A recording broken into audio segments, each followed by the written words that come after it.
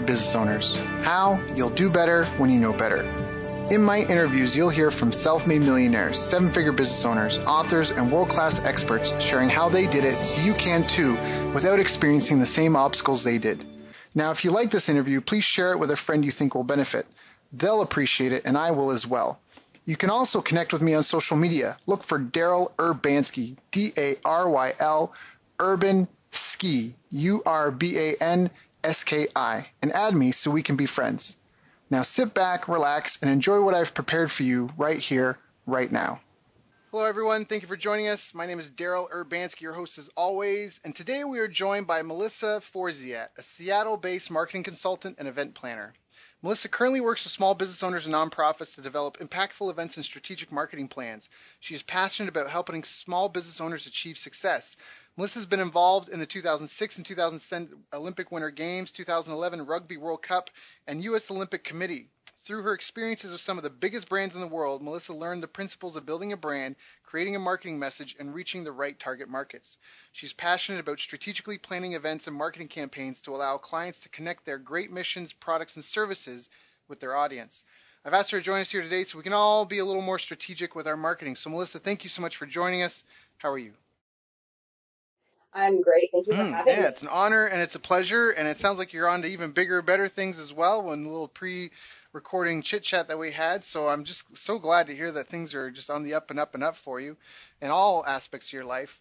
But for the people that are listening and maybe don't know your story, how did you even get started? Like, do you come from an entrepreneurial family? How did you even get involved in business and marketing?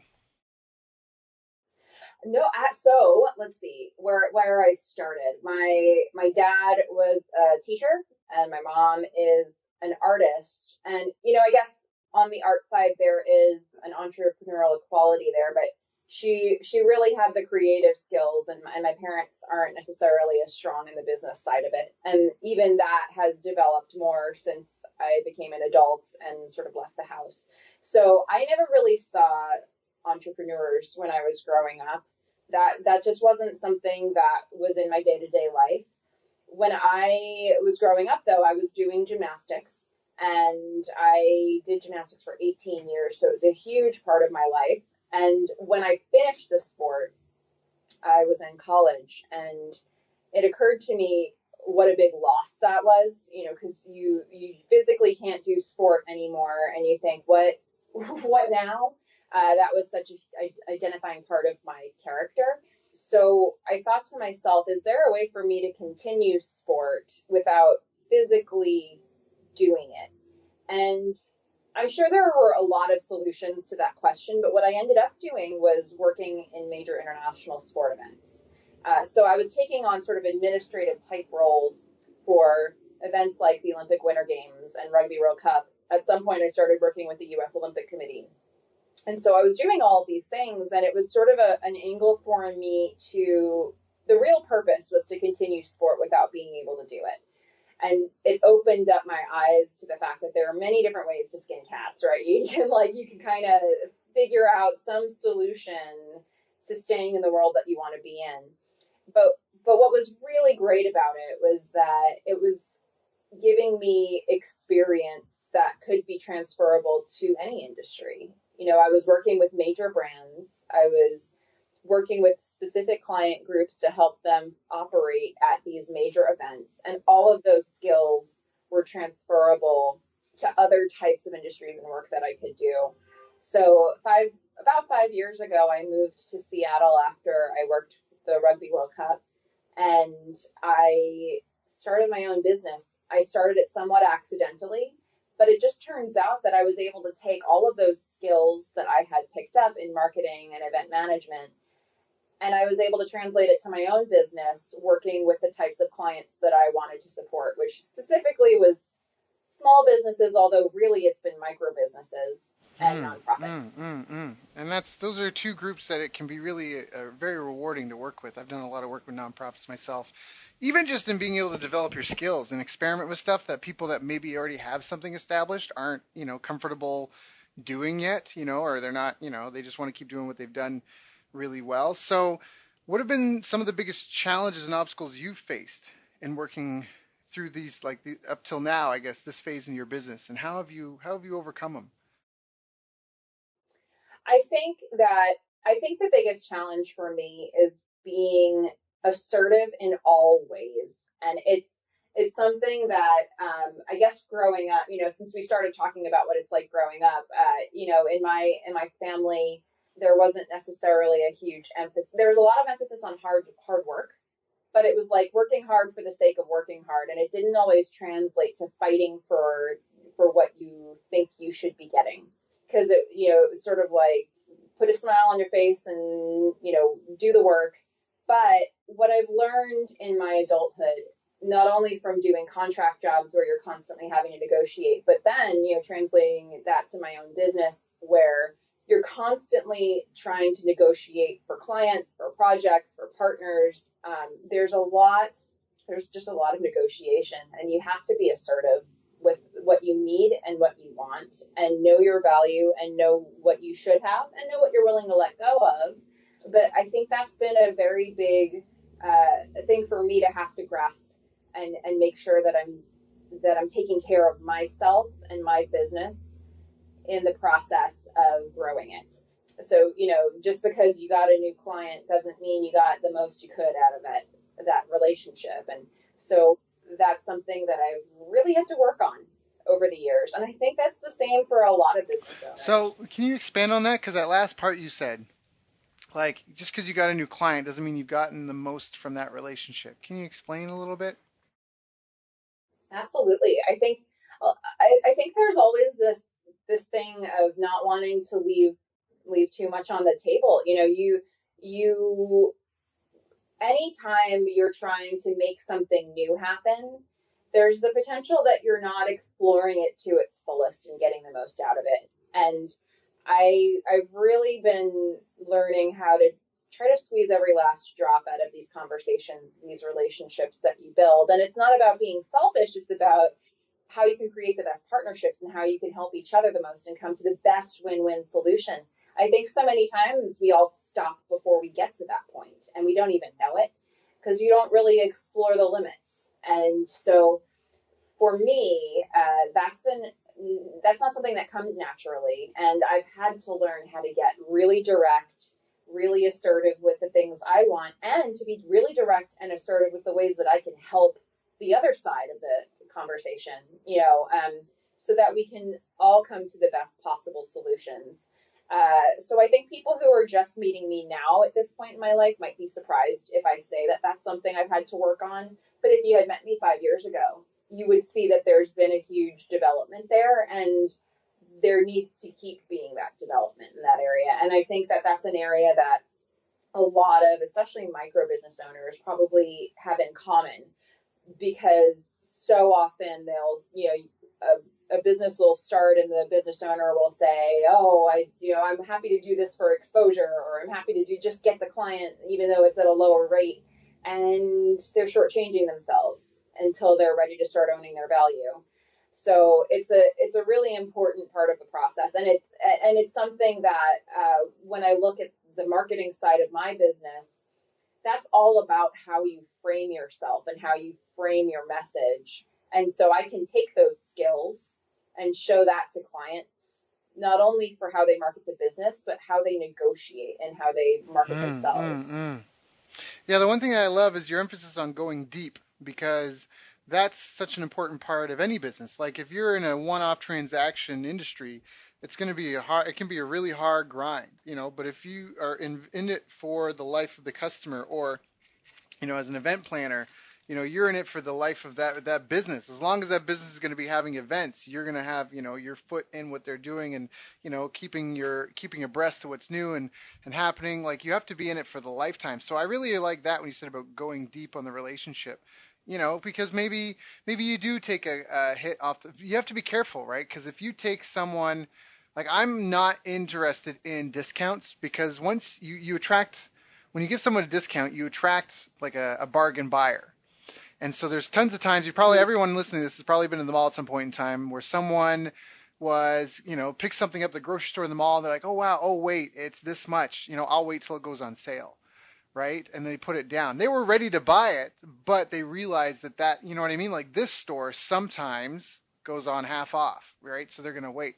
So discounts are a terrible way, but you might be willing to do some sort of creative thing in the beginning to build a relationship. But there's got to be that back end payoff. You see that all the time, $1 trial, right? We're not making a ton of money in the front end, but you don't get a full month. You only get 7 days, and then after you get charged for a full month at full month rate.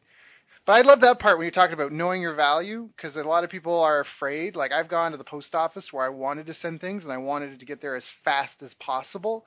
And the person at the desk has tried to talk me out of it and saying, yeah, but if you just wait, it'll get there in 6 days, but you'll pay half as much. And I'm like, yeah, but my goals are different than you. You know what I mean? Like my goals are different than yours. Mm-hmm. Why are you trying? And from a business perspective, it's terrible. Like, the profit would have been greater. So I'm like, this employee, they think they're doing me a service, but really all they're doing is they're imposing their emotion and their situation, and their needs on me as the buyer. And so sometimes it's not even just going deeper. It's just getting out of your way and letting people tell you what they want. Like, I often do that. I say, are you more interested in a do-it-yourself solution, a done-with-you solution, or done-for-you solution? Because right off the bat, the person knows it's going to be more expensive to have someone do it for them than to do it with them, and the do-it-yourself might be the easiest. And so you kind of let people pick their own price, like, ask them what they want and give it to them. So I think that's an important point for anybody listening. If you don't have a pen and paper, maybe get one, because I think we're going to have some good nuggets in this call. If you write it down, you'll never have to read it again, but just by writing it down, you're more likely to remember it. So I think even just kind of absorbing these messages helps. The more you hear them, the more you start to fill those shoes. But until you start hearing messages like this, it's hard to live it, and it's hard to live it. So I think even just absorbing it is good, but the more you can start playing with these ideas and putting it into practice, it will only help your business grow. We're negotiating every day in life, all kinds of things. So to have these skills is something that's really important, no matter what you're doing. Yeah. Even if you're an employee, you got to sell your ideas. You got to sell this new project you want to work on. You got to sell your boyfriend or your girlfriend or your husband or your wife. You got to sell your kids on going to bed. Learning to persuade and sell is a really powerful and important skill set that people undervalue. I was thinking about that earlier. A lot of people wish they could make more money, but if people spend as much time thinking about making money as they do thinking of other stuff, I don't think it'd be a problem. The problem is that people think about how do I make some money, and then they get some money, and then they start thinking about what to do for the person to deliver what they bought on, which is part of it, but that's not always where if you're trying to raise, like that's the business owner's dilemma. Business owner's dilemma is how do I not look away from growing the amount of money I make every month and yet still keep my customers happy, still get my taxes done, still get, the lights turned on and off and the toilet cleaned. How do I do that? How do I keep my eyes exclusively on how much money we're making and growing that and have everything else taken care of? So yeah, and that's an interesting one too, because sometimes you have to take what seems like a step back to take a step forward. So sometimes you have to make an investment in something that feels like a risk, that feels like, you're laying money or time out on something, and you're doing it because that is what is going to move your project forward. And we all get to those moments, and you have to evaluate what you're looking at, and you have to take the right opportunity for you. But no business grows without getting to those moments of saying, okay, I'm going to have to reinvest this somewhere. Yeah, and a lot of people, they spend too much time focused on the wrong things, and it's because they have a lack of experience.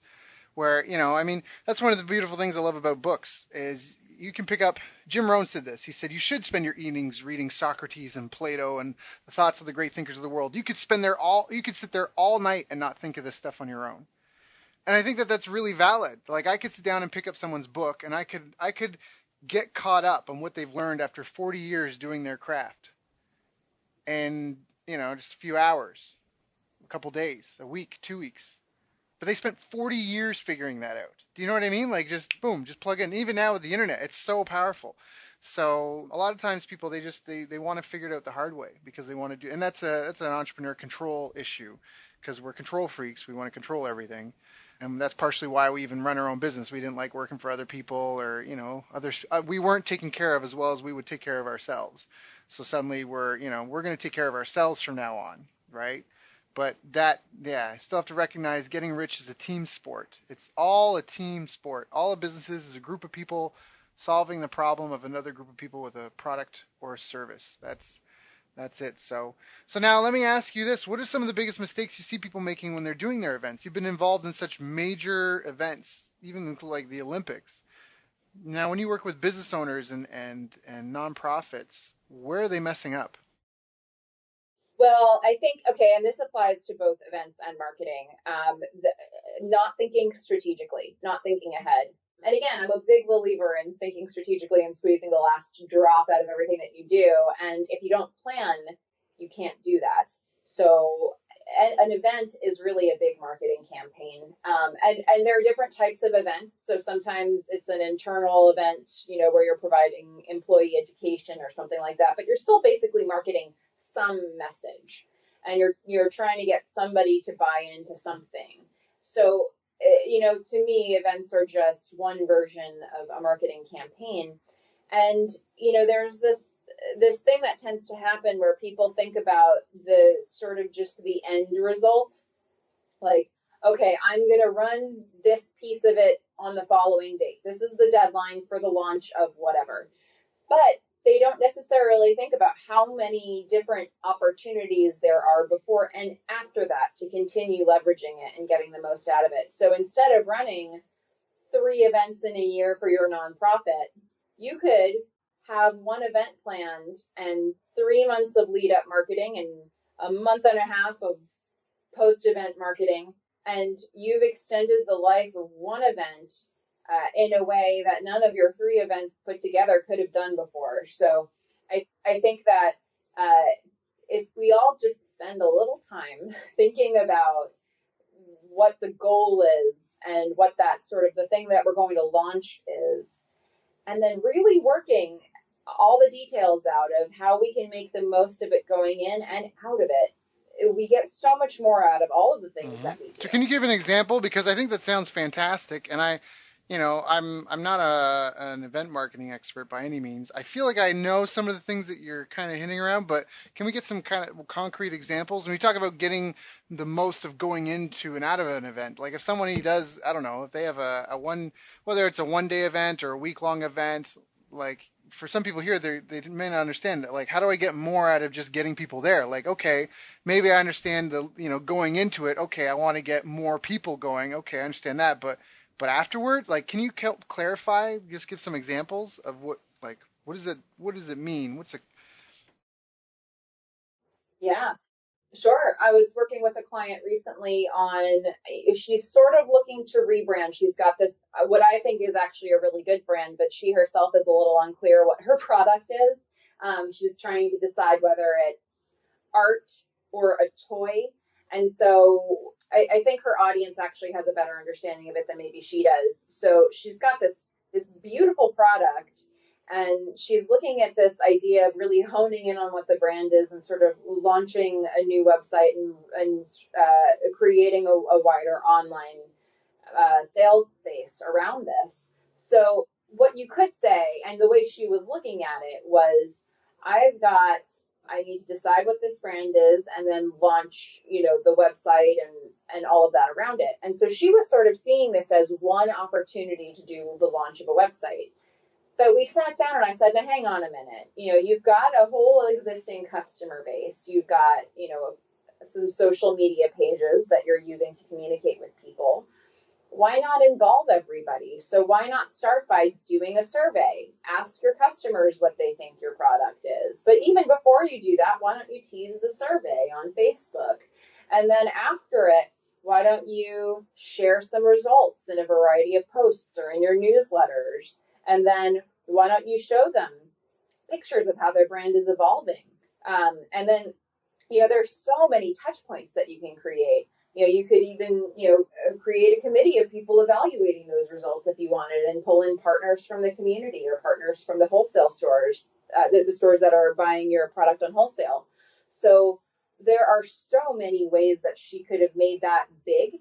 And then even when the website launches, there are opportunities on the back end of that to remind people of the survey results, remind them that this is a reflection of what they chose and what they believed the brand to be. Get testimonials from people to say how much they think it resonates.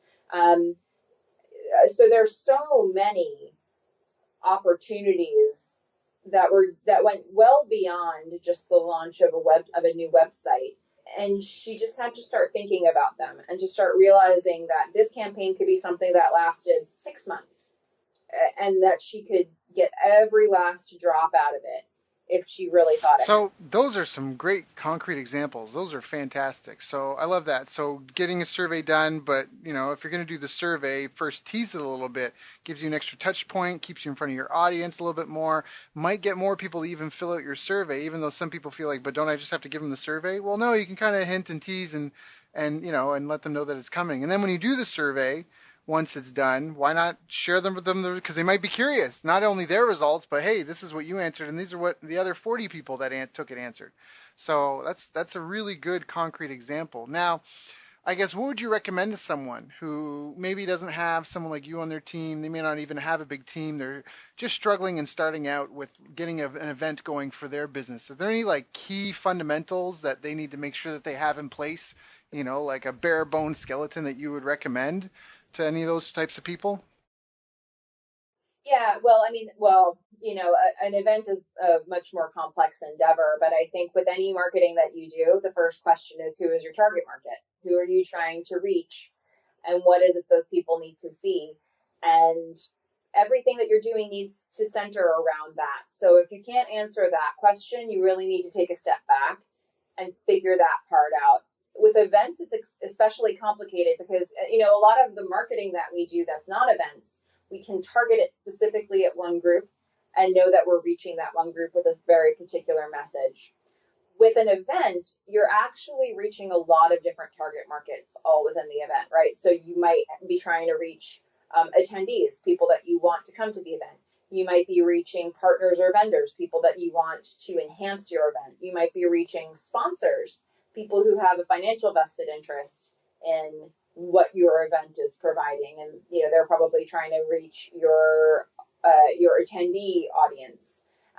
There are, you might be trying to reach volunteers or staff who are going to help you to implement it, and you actually have to treat each of those as a group that you're marketing to in the overall event. So events are actually a little bit more complex because if you can't just answer with one target market. Chances are you've got a lot more going on than that. It's much more layered.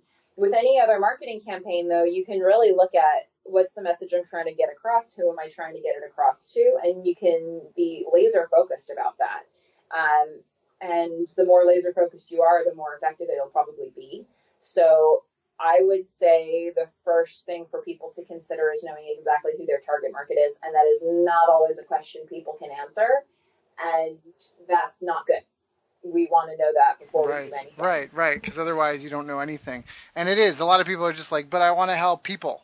The people who are interested will come, right? That's how we do it. The people that know. Yeah, I hear it a lot, like, oh, but my thing is good for everybody, and it may be good for everybody. But the problem is that, and this is an example that I do like to give sometimes, if you are in a crowded room full of people and you're trying to get your friend's attention and your friend is all the way on the other side of the room in a conversation with somebody else, if you want to get that person's attention, it's not a good idea to stand exactly where you are without moving and just shout hey at the top of your lungs, because you're not really cueing them in any way that you want to have a conversation with them. So you end up, they're too far away, they don't know that you're talking to them, they might not even hear you, and the people around you aren't really sure if you're talking to them, so you've interrupted their conversation, and then they realize, oh, I wasn't the hey you were trying to get, and then they go back and they keep their conversation going. They're probably a little bit annoyed because you interrupted them, and that's what marketing is like, right? It would be way more effective if you knew you were trying to reach somebody to walk over to them, tap them on the shoulder, say their name. And now they know they should be listening to you. Until somebody knows they should be listening to you, they're not listening.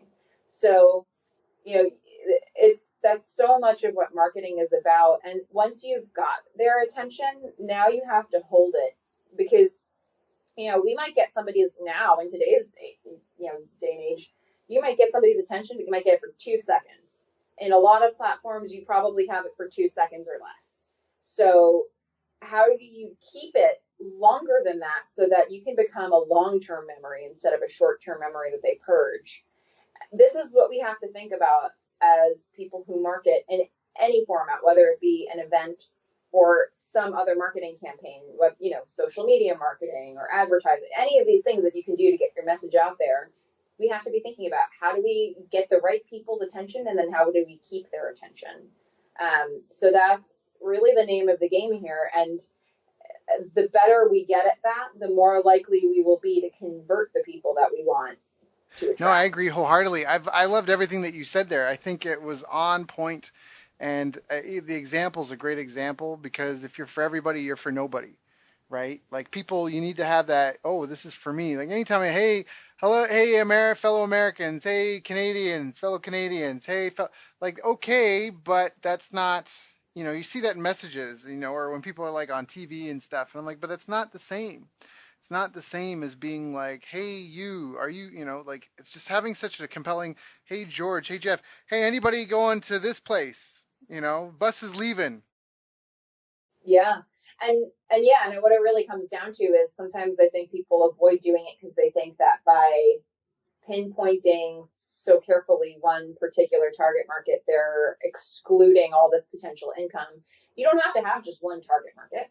You can have many different target markets, but it needs to feel like a personal conversation with that particular target market every single time you have it. So when you're talking to George, talk to George. When you're talking to Mary, talk to Mary. But you can't cross those messages, right? And both of them will be more attentive if your conversation is specific to them. So it takes a little bit more effort for us to do that, but we're in business. It's also just being realistic about it, because you even mentioned in the beginning, and I don't think anybody even noticed this, but you talked about at the event, there's different groups to coordinate with. There's attendees, there's the affiliates or promoters, there's the staff and the volunteers, which are two different groups. Someone who's getting paid to do something versus someone who's there to help you out might need to be treated a little bit differently, might be allowed either more or less flexibility in the hours that they work or whatever, and even just appreciation. Staff that you're paying, you may not stop to thank as much as someone that is a volunteer, and they're bringing some equipment, and they've got like this type thing coming along with them. And then you've got the sponsors, and that's almost like you say, like, you can have more than one target market, but it's a unique conversation for each group, and that's, I think, one of the really most powerful things. And you mentioned all that list of all those different people. And for a lot of them, I'm listening to this call, I'm sure they just, well, of course, oh yeah. Like, even me, I wrote them down because I was like, right. Because I already know that, I've already done things with that. But to segment it out and be really clear on that, it's common knowledge that, oh, yeah, right. Remind me of that. But when you talk about target marketing, it's the same thing. You've got this avatar who, Diligent Dan, and then you got Foxy Felicia, and then you've got, hardworking Hannah and whoever, right? Like, you've got these different avatars, but it's just like with an event where you've got paid staff and volunteers, you've got promoters and sponsors, you've got the attendees, and so it's very, very similar. I love that. I think that was an excellent point. Yeah, and like you said, it is a completely different message. If you're marketing an event and you're trying to reach the people you wanted to, if it's a fun event and you want to reach the people that you hope will attend it, your message is, oh, look at all these fun things you can do. Do you like this? You'll love this event. Do you like this? You'll love this event. And it's all about all the things they'll get to experience and all the value they'll get for whatever the cost of admission was. But then you talk to a sponsor and it's totally business focused. It's like, oh, well, guess what? We're going to have a room full of this many people of this background. And here are all the ways you could potentially reach them. What sounds interesting to you? It's totally a business conversation. They're not interested in the fun. They're interested in the market of people they're going to reach, right? So it's about really figuring out what each side needs to hear. And that's, both for an event and every type of marketing that you Right, do. right. Yeah, no, exactly, 1,000%. So now I have a question. What do you feel holds, like, is it the target market that holds a lot of your clients back? What do you feel holds a lot of your clients back from getting more out of their events? I think that people tend not to see, well, there are a couple areas of it. One is going back to the beginning of our conversation, being assertive with trying to get the most out of every relationship. So I think a lot of times people don't put their interests out there quite enough or their value out there quite enough, even from the very beginning, or maybe they're even hesitant to put the message out there at all. But there's a second level then. Once you start doing that, you have to get the most out of everybody, right? So one of my favorite things to work on with clients is creating like a marketing funnel for them and making sure they understand once you have somebody's attention, how do you then grow that person as big as they can be in that part of your funnel, in that part of your pipeline, right? So how can you take them from hearing about you from that very first time to becoming your best customer, to becoming your best referral source, to becoming your most loyal advocate, or your best partner, whatever it is that they're doing for you and you're doing for them, how can you make that the absolute most it can be? And I think that a lot of the people that I work with don't have that big picture at all. Sometimes they're doing things very tactically, and so they're doing things that are going nowhere. Um, so it's one of my favorite things to do to start documenting this with clients, to show them, look, here's all the stuff that you're doing. This is where you want these people to go, and here's all the places you're dropping them right now. You're losing clients here, you're losing customers there. This right here, you have an opportunity to move them up to a higher level of you're potentially make more money from them, and you're not doing it because you're not asking them. So I think when people start seeing that visually, they start to get the big picture, but most people don't have that up front. So it's one of my absolute favorite things to work on with a client because it changes how they look at their business, and it usually leads to better structure and more revenue long term, even just to take a couple days to look at the structure in a Hmm. visual way. Visualization is extremely powerful. It's a really powerful tool. So let me ask the opposite of that kind of question then. What do you see are the habits that your most successful clients have? I think taking a little bit of time to evaluate what they're doing is a big one. I think a lot of the people who are successful get to this point of analysis where they're really looking at different metrics and results, and they're using that information to improve some aspect of their business. So this can be any aspect of your business, and it certainly, from a revenue standpoint, it helps to be able to do that for marketing and sales, but you can do it for HR, you can do it for operations, you can do it for any part of your business. But I think that a lot of business owners start in a go, go, go kind of work till you drop mode, and they're just doing all the things. But it's that moment where you can take a breath and collect some results of the things that you're doing and look at them and ask yourself what this tells you. Those are the people who really improve because now they know what they're trying to improve on. And without knowing what you're trying to improve on, it's kind of hard to know whether you're moving the Right, needle or not. right. That's yeah, beginning with the end in mind. That's one of my favorite habits of Stephen Covey's habits of highly successful people. I think that it just makes perfect sense because a lot of people just go through the motions and do what they think. It comes down to just knowing what the goal is and having an expert advice or input because you can just plug into someone who's got experience, who's worked with Olympics and other big events, right? And just instead of starting at zero, you get to pick up where they left off. That's such a powerful thing. So, We put all this emphasis on get out there and do the thing you're scared to do. And obviously, you can't know how something's going to work out until you actually do it. But once you do it, there needs to be that moment when you sit back and say, man, that really didn't work out. Or that was perfect. What did I do? Or, okay, this was mostly good, but there was this one aspect that I can improve on.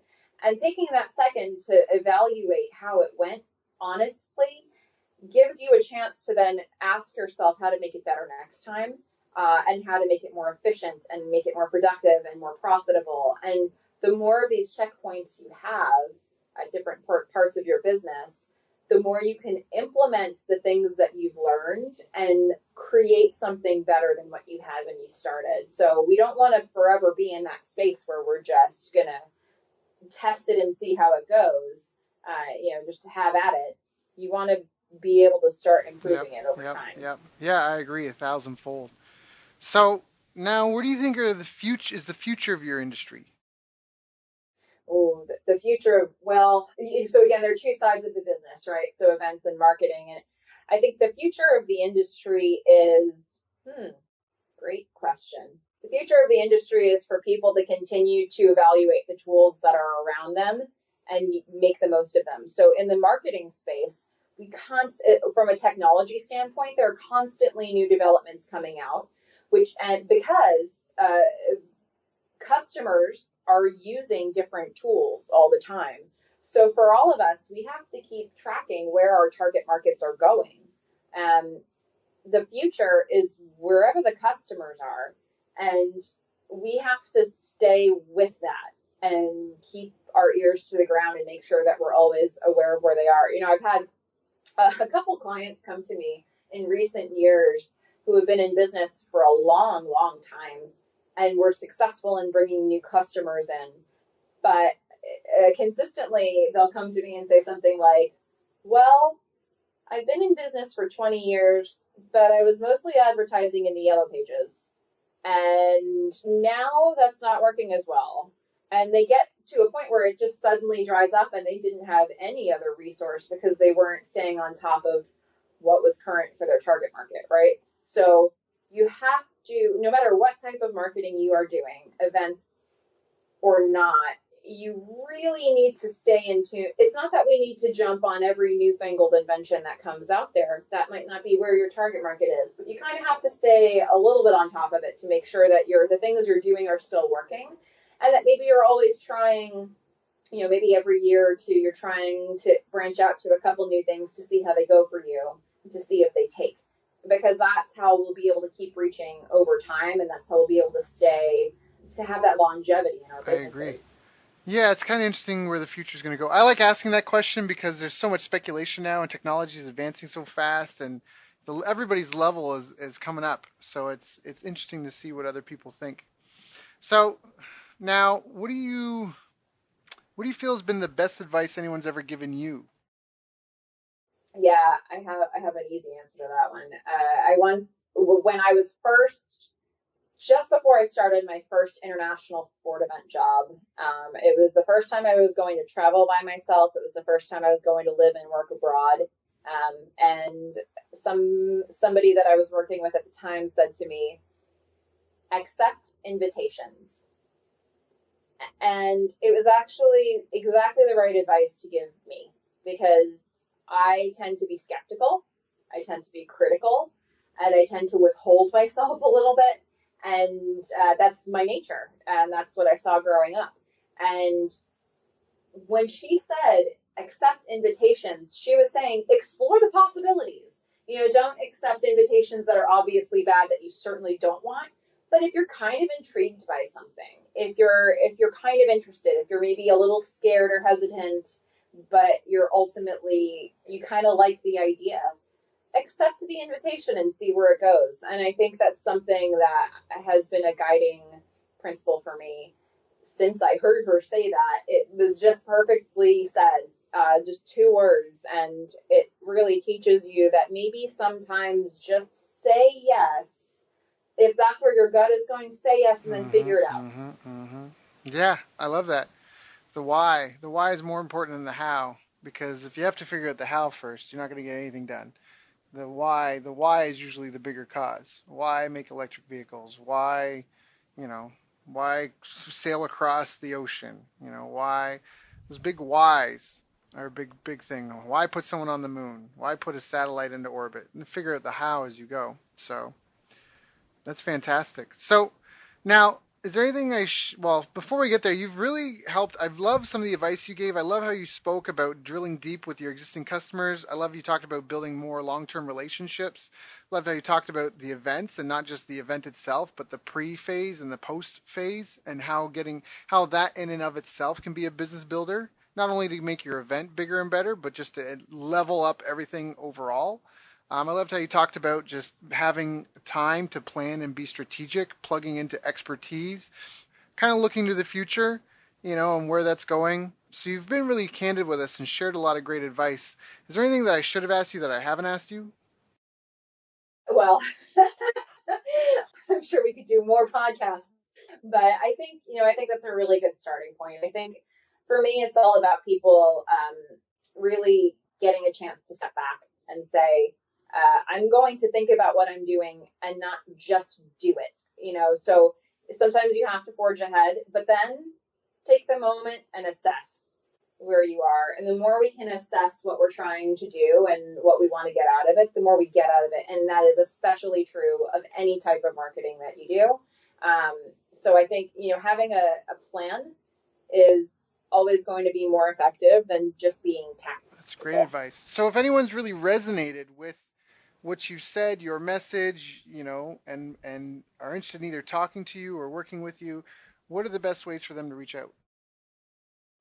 Yeah, so I'm at melissaforziatevents.com. Hopefully we can have some links available for people.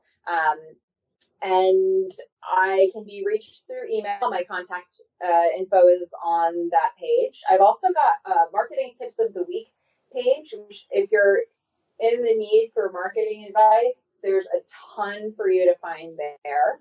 I have a Facebook page, facebook.com, Melissa Forziat Events. And that is a great space, not only for marketing advice, but also for networking with other business owners.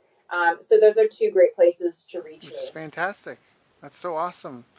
Well, Melissa, you've done a fantastic job today. I know that you got me thinking about some of the events that I'm going to plan, or I have planned in the near future, a little bit more strategically. I'm going to stop and plan a little bit more, and I think hopefully everybody that's been listening to this had a pen and paper and took down some notes, because I think you gave a ton of really great advice, and I really appreciate you coming and sharing with my tribe, my audience, one of my audiences anyways, because I know you could be doing 101 other things. So thank you for coming and sharing with everyone. Anyone that's listening, I obviously, it doesn't take a whole day to recognize sunshine.